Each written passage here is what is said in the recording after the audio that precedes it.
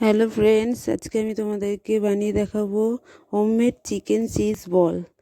এটা আমি first time বানাচ্ছি। তোমরাও আমারটা দেখে বাড়িতে বানিয়ে ট্রাই করে খেয়ে দেখতে পারো, কেমন লাগবে বলো। এই যে আমি চিকেনটাকে ম্যারিনেট করে রেখেছিলাম, মিক্সিতে পেস্ট করে নিয়েছি। লঙ্কা, আদা, রসুন দিয়ে আর নুন আর যা যা মশলা দেওয়া হয় দিয়ে মেখে নিয়ে গোল গোল বল করে তার মধ্যে আমি বলের মধ্যে আমি চিজ কিউব দিয়ে তারপরে আমি হোমমেড ব্রেড ক্রাম্বসের মধ্যে কোট করে নিয়ে আর একবার আমি ডিমের ব্যাটারে চুবিয়ে আর ডাবল কোটিং করে নেব। তারপরে তোমরা দেখতে থাকো আমি কিভাবে বানাচ্ছি।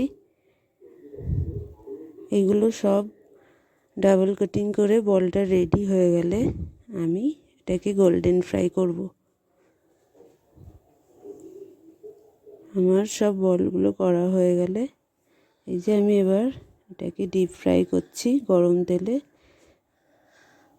কম আঁচ রেখে তারপরে করতে হবে, নয়তো বাইরেটা পুড়ে যাবে।